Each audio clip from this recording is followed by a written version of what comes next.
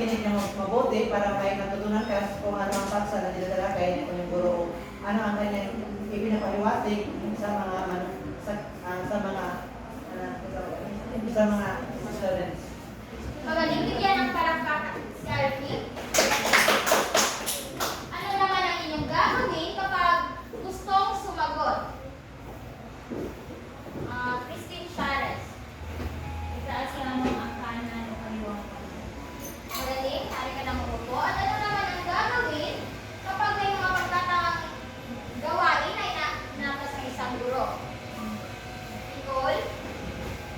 Magbibahagi po o mag-cooperation. At panghuli, gusto kong pakimute o silent ang iyong cellphone para hindi tayo makadisturbo sa ating talakayan ngayong hapon. Paliwanag ba mga bata? Paliwanag. Ngayon, bago tayo tumungo sa ating paksang tatalakayin, gusto ko muna pumayo ang lahat. Pumayo ka ng lahat. At meron ako isang wili. Ipapakita ko sa inyo at nagsasabi ko ng mga kilos na kung saan ito ay bahagi ng ating talakayan ngayong hapon. Hindi nyo ito at gagawin.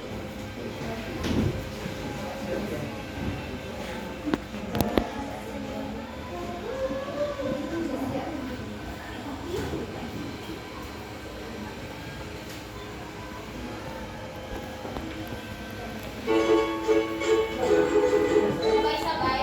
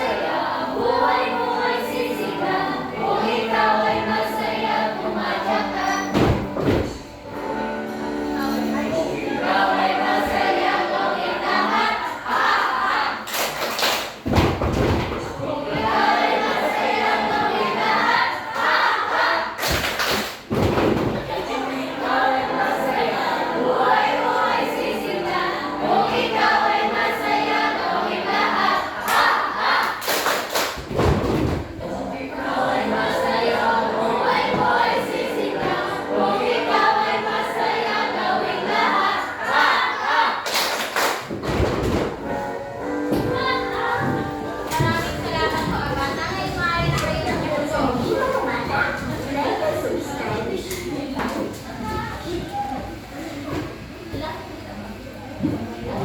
Ngayon, gusto ko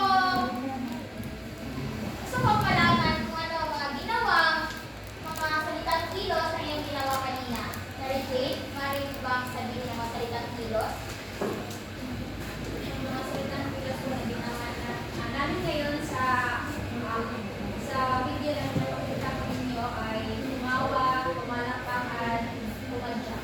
Kaya bigyan nyo ng good job clap sa Mary Jane. Alam niyo ba kung ano yung good job clap? Hindi ko. Tumayo kayong lahat at sabay-sabay natin gagawin. Ganito siya gagawin. G-O-O-D-J-O-D. Good job. Good job. Kaya sabay-sabay. Sali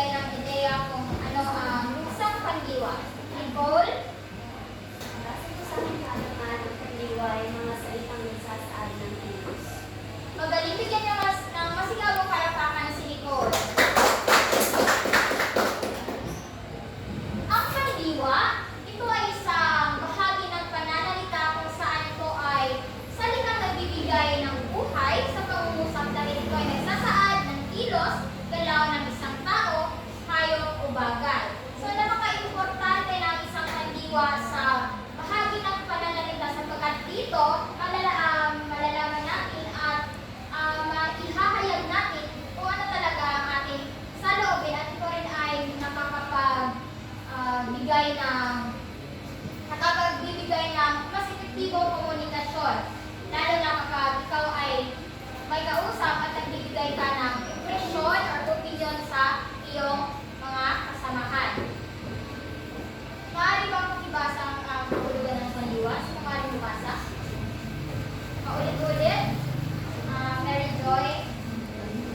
Pandiwa, ito ay salitang nagbibigay buhay sa pangungusap dahil ito ay nagsasaad ng kilos o galaw ng isang tao, hayop o bagay. Binubuo ito ng mga salitang ugat at mga kalapit. Ngayon, kung sasabihin ko sa inyo na si Girlie ay maganda, ito ba ay masasabi natin isang pandiwa o hindi? Hindi! Bakit? Sa mga ang ating kasunduan, Alfie. Masasabi ko kung hindi pandiwa dahil ang pandiwa, ito ay nagsasaad ng kilos ng isang bagay o isang tao. So, pag sinasabi natin maganda, hindi po yun pandiwa. Panguri. Magaling! Bigyan natin ng barangay club si Alfie. Tama si Alfie, no? Kapag sinasabi natin maganda, hindi ito isang salitang kilos, kundi ito ay isang pangpuri. Kung saan, naglalarawan. Ang isang pandiwa daw ay ito ay isang salitang ugat at mga panlapit. So, ang mga halimbawa nito, makibasa. Ulit-ulit ang kamay. Pep. Mga halimbawa ng salitang pandiwa, kumanta, tumakbo, naglinis, nagbabasa, naglaba. Magaling. Bigyan niyo ng palakpak si Pep. Narito ang mga salitang halimbawa at binibigyan at ito ay nabubuo sa isang pangungusap. Maaari mo bang basahin ito, Elizabeth, at magbigay ka rin ng isang halimbawa?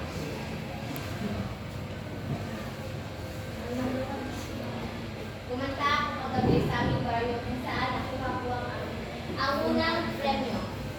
Magaling. Tatanungin kita kung saan ang pandiwa sa binasa mong pangungusap.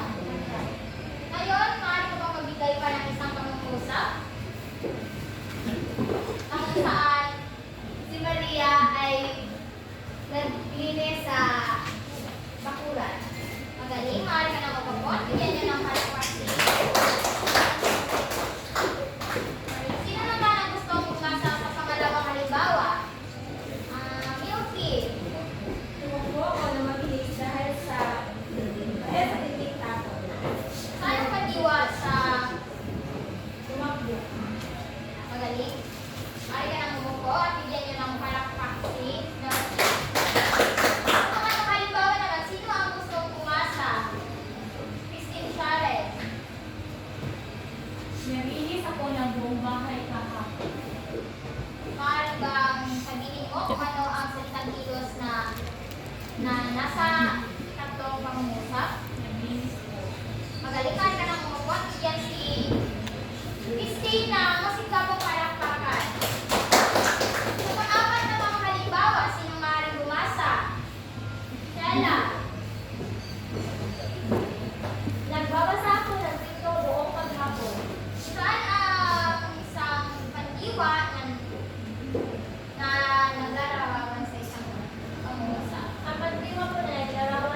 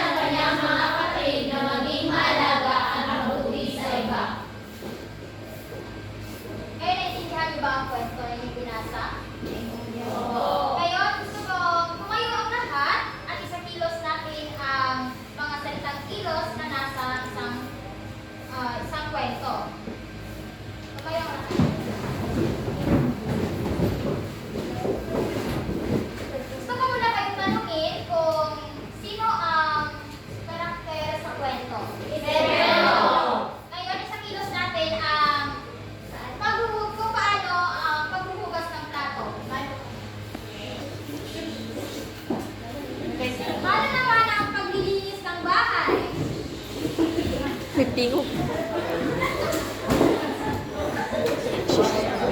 Paano naman kung sabihin ko tumutugtog ng gitara? Alisa? Paano naman kung sabihin ko umaakyat? Magaling ngayon, talapakan niyo yung masalit.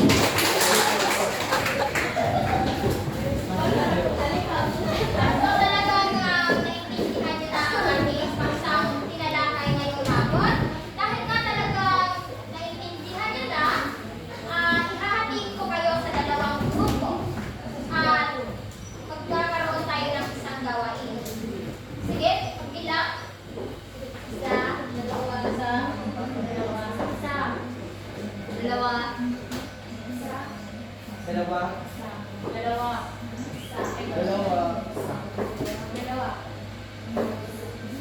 Dalawa. Ngayon, ang unang pangkat dito, at ikalawang pangkat naman dito. Ang ating gawain ngayon ay ang pandiwa. Tinatawag na pandiwa charade. So,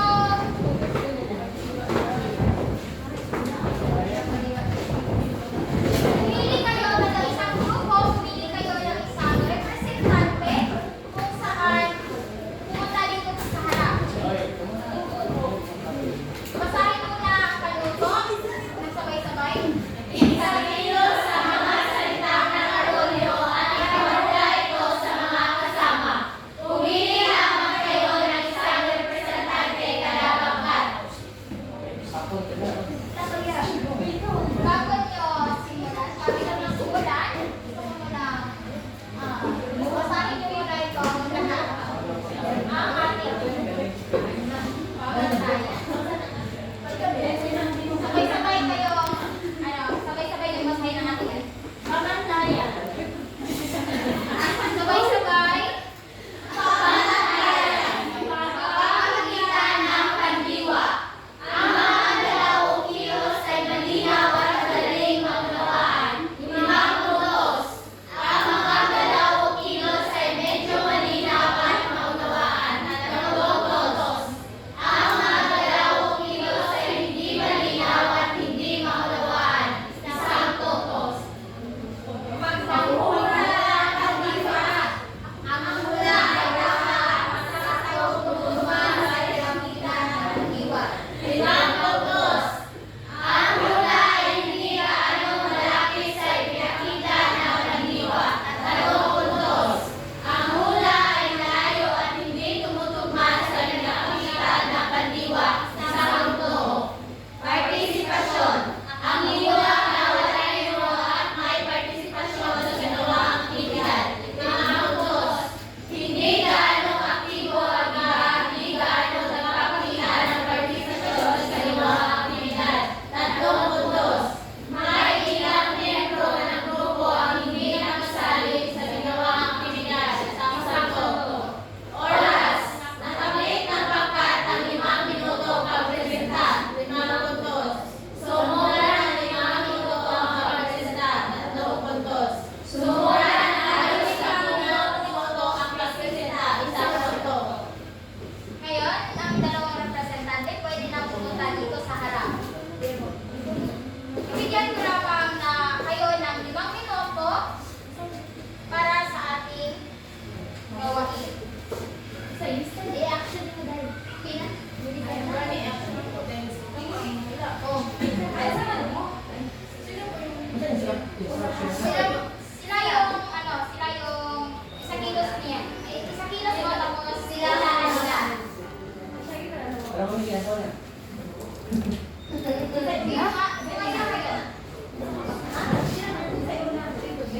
Unang pangkat.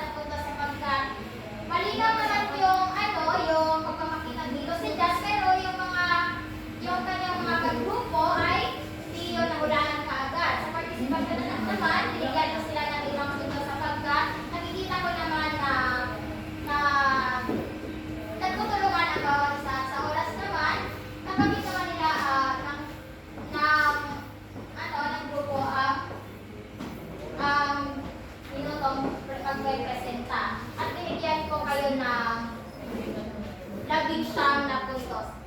At dahil dyan, may matatanggap kayo sa akin sa para sa unang pangkat at ang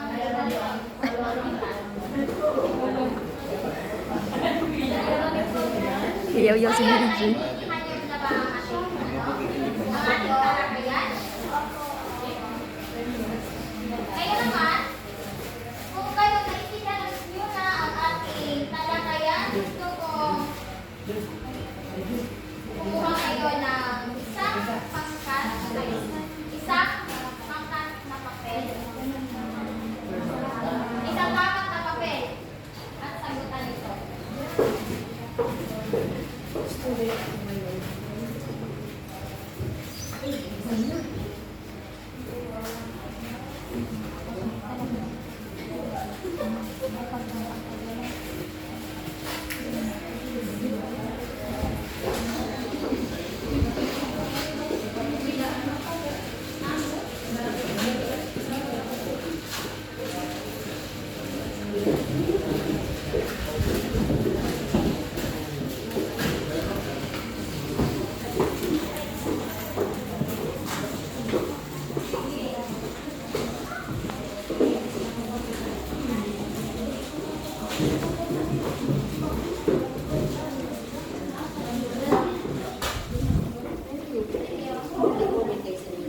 Please lang.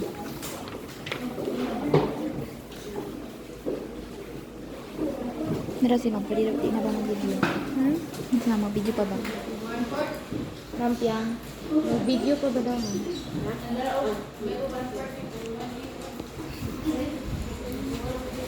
Dili pa ito. Di ang ko.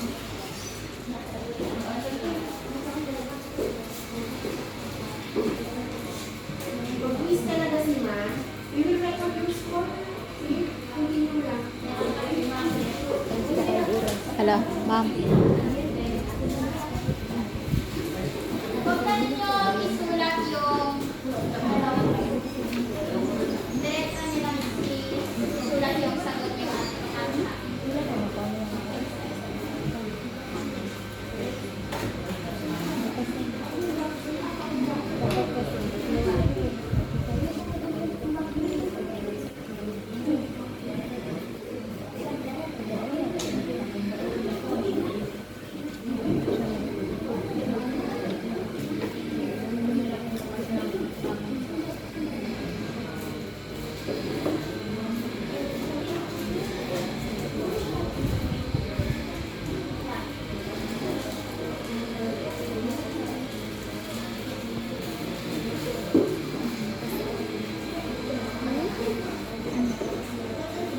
Sakit ang siri ko.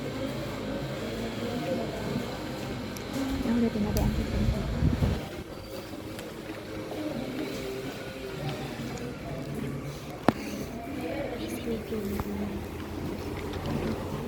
Kung sino na yung tapos, maaari na ibasa sa akin dito sa harap.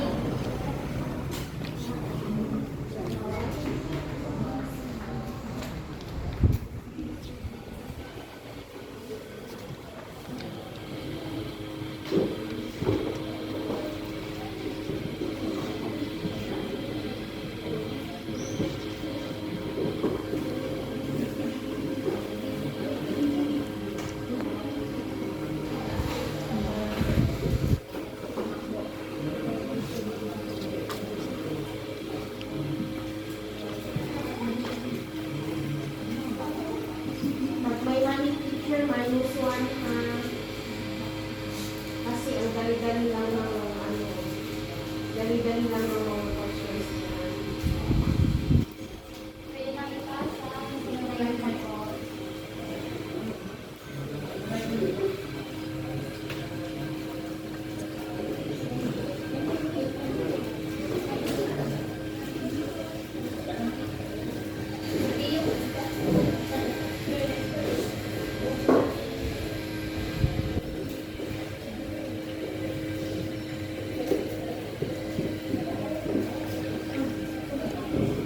Ano to? Dahil tapos na ang lahat, iwawas ko natin ito. Hindi ko pa nabili na siya. Ngayon, Ang ka din. Daritso. Daritso na ko.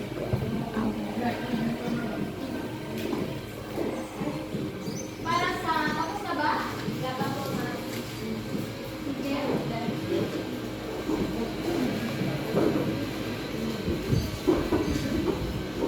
Para sa unang katanungan, sino gustong bumasa? Shaila. Ano ang tawag sa bahagi ng pananalita na nagpakita ng aksyon o kalagayan? Di panguli, di pandiwa, di pangaway, di pangalan. At ang sagot ko ay pandiwa. Tama, ang sagot ay ang pandiwa. Dahil ito ang pandiwa ay nagsasaan ng aksyon o ipapakita ng kilos. Sa pangalawa naman, Lady Ho. Alin sa mga sumusunod ang halimbawa ng pandiwa? A. Pusa, B. Maganda, C. Kumakain, D. Sa ilalim. Ang sagot ko ay letter C. Tama! Si ay kumakain. Mapakahalata ng ano? Tatlong katanungan. Ano naman sino maaari magbasa? Mary Joy? Ano ang pandiwa sa pangungusap na ito? Ang mga bata ay naglalaro sa parke. Letter B. Tama, naglalaro. Sa mga pagtatanong, sino maaari bumasa? Christine? Ano ang pandiwa sa pangungusap na ito? Si Juan ay tumakbo papunta ang parke. A. Juan, B. Tumakbo, C. Papunta, D. Tahanan. Letter B. Tumakbo. Tama. Sa ikalimang katanungan naman, Milky. Ano ang pandiwa sa pangungusap na ito? Laging nag-aaral si Maria para sa kanyang mga pagtutulog. Letter B, nag-aaral. Tama. Letter B ang sagot. Ngayon, ipasa nyo sa akin ang inyong mga papel na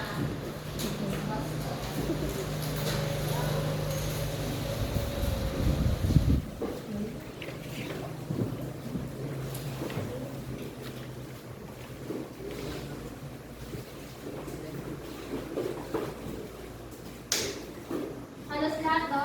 Nakakuha ng perfect score. Talagang ang naiintindihan niyo na ang ating paksang pinalakay ngayong hapon. Kaya, magkakaroon tayo ng tatlong aralin.